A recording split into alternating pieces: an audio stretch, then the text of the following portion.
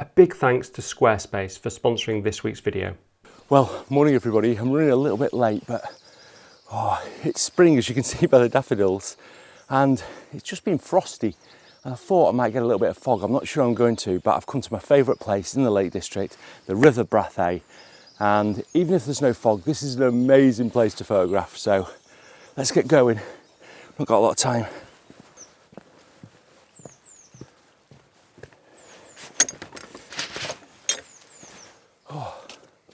It's so beautiful here. There is a little bit of mist, and sometimes the mist forms a bit more, so I'm slightly hopeful. But I thought today I'd talk just in simple terms about focus and exposure, the two things that I get asked about most, and where you focus and how you expose a scene. So I'm going to talk you through how I do those, and also, the noises are amazing, and also just enjoy this beautiful place. Right, come on.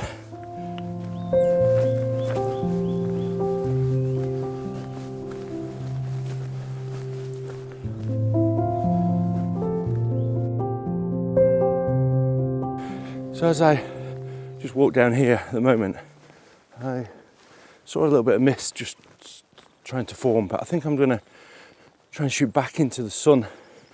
And yeah, there is some reeds here, some grasses, maybe get a little bit of frost, but there's some trees down here that will be backlit, which I think should be good. So I'll see what we can get down here.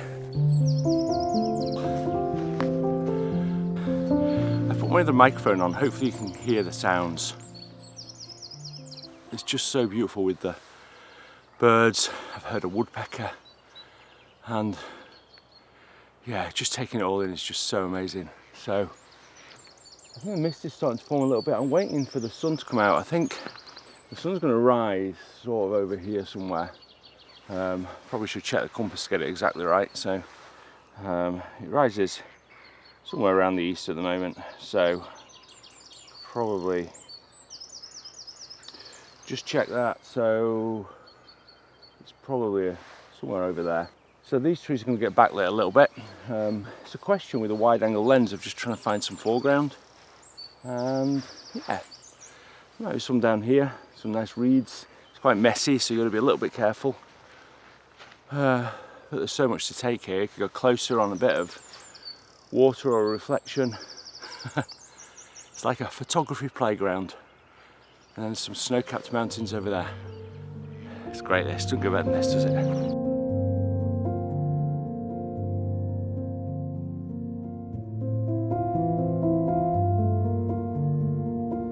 Okay, so I've got this scene behind me here. There's some sheep under this tree. There's a nice reflection. It's just a nice little scene, really.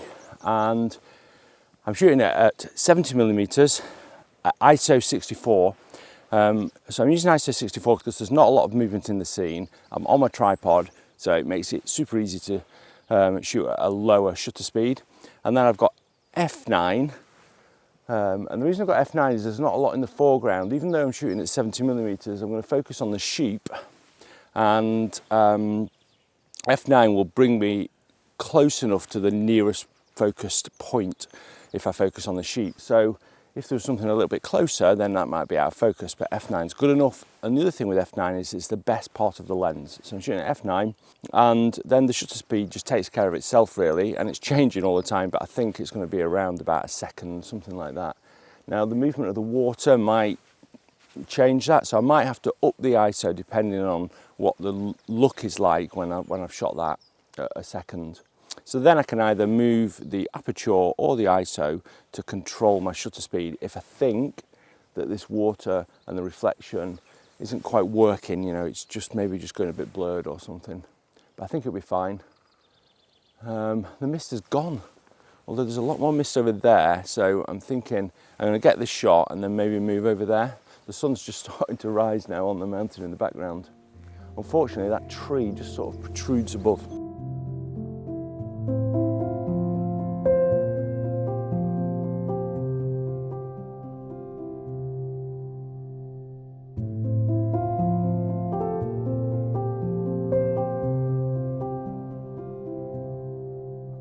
So I'm just shooting a scene here. I'm going a little bit longer, it's probably about 16 millimeters, something like that.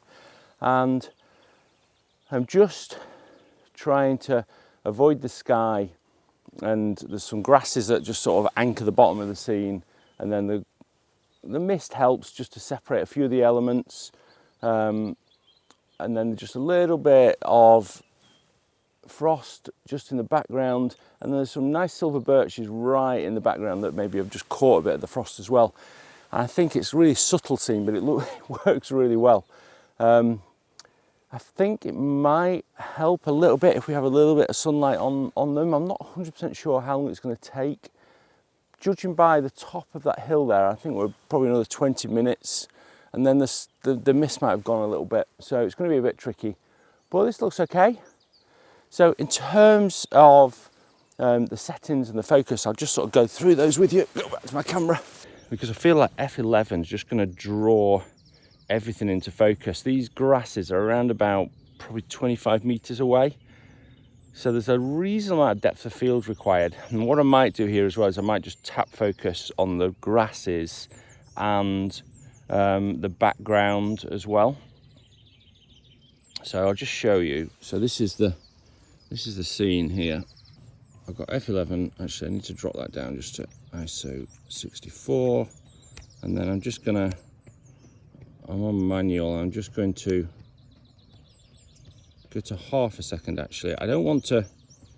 Can you see that spike on the left hand side of the histogram there is to do with the sky at the top of the image up here. Yeah, so it's at the top of the image there, that spike. So I'm not bothered about that too much. So I want to push to the right hand side of the histogram. So about there. And then I want to make sure I want ISO 64. And then I'm going to increase the shutter. I don't want it that dark because that will be underexposed. So I want it probably about there. So f11, ISO 64. And then I'm going to tap focus there. Take the shot and tap focus there. Take the shot. That's it. Simple as that.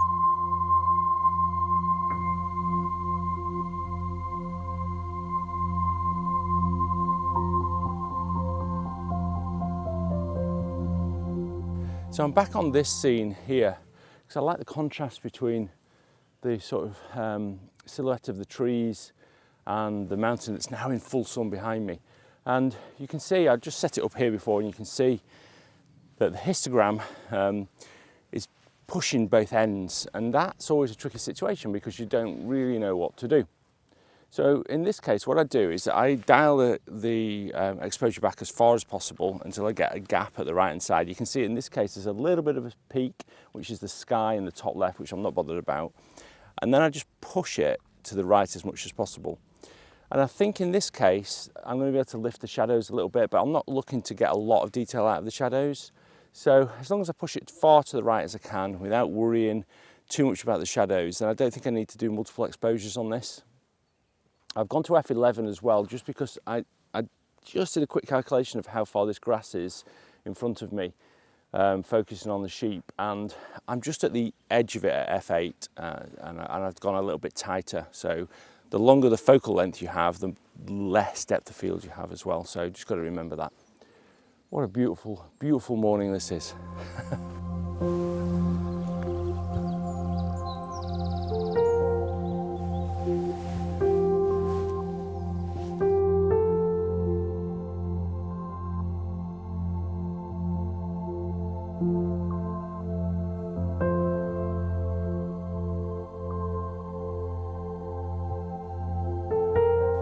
Okay, as the sun is coming out now in this amazing scene here, and don't twist over on my knee, there's just a tree that's catching the light there, and what I'm doing is trying to just get the reflection of that in a nice bit of the reeds, and then I've got just the trees on the left side anchoring it. There's a nice set of reeds down just there as well, which look pretty good.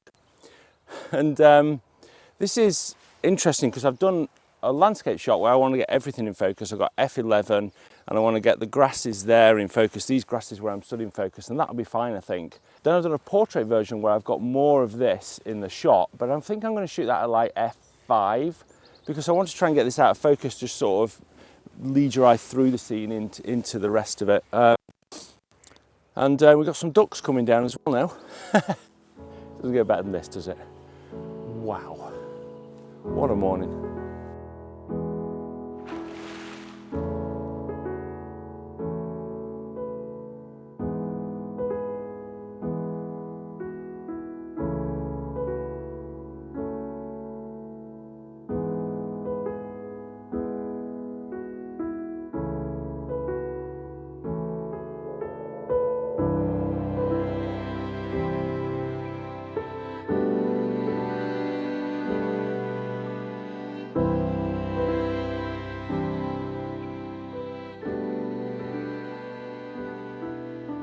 Okay, the light's getting a little bit harsher now, so I think I'm going to consider getting my longer lens out and go around there and try and shoot some of the grasses just as they're catching the sun. This is so nice.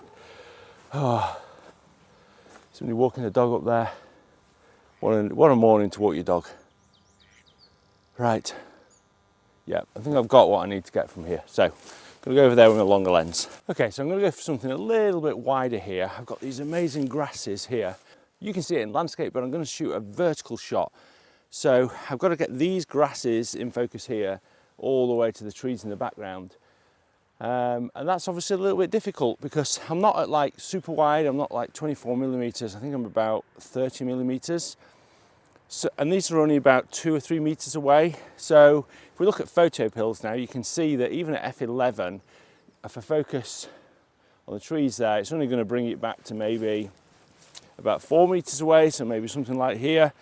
And this is just going to be a little bit blurred. So what I'm going to do is I'm going to focus on these grasses here, and I'm going to focus on the trees in the background, and it's going to look amazing. And it's getting a little bit harsher light now, but it's still pretty cool. Let's give it a go.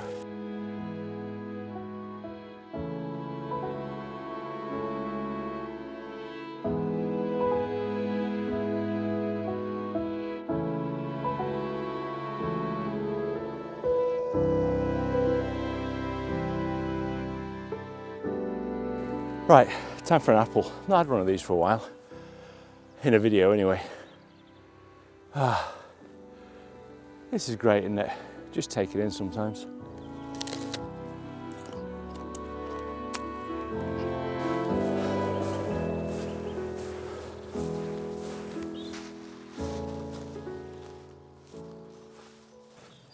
Found a lovely little scene here with these silver birches, and then there's just a little bit of leaves that are just catching the backlit light, or they're backlit by the light.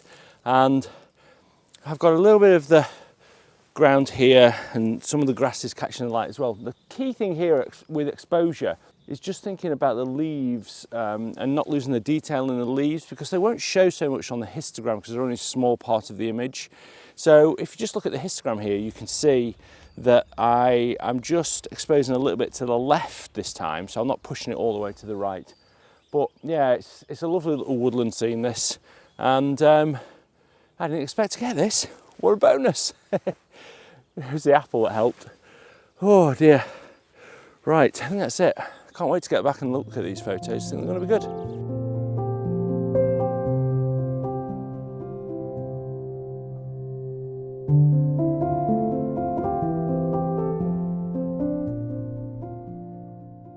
What a beautiful morning that was. I hope you liked it. I hope you liked the photos, and I hope it was really useful for me to share in a little bit more depth my settings, especially around focus and exposure, because often it's difficult to get that right and I get a lot of questions about it. If you've got any more questions, then just ask them in the comments below and I'll try and get down into them and answer as many as I can. I got a couple of things to say this week. First of all, thanks to everybody who has entered World Landscape Photography Competition.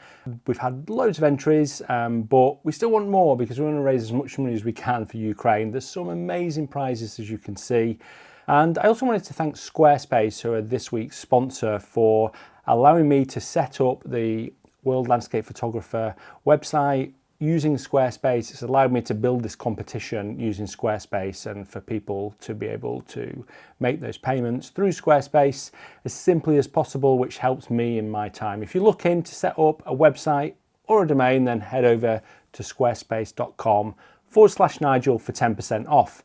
And if you're looking to enter the World Landscape Photography competition, then there's a link in the description as well. It's £10 for 5 entries.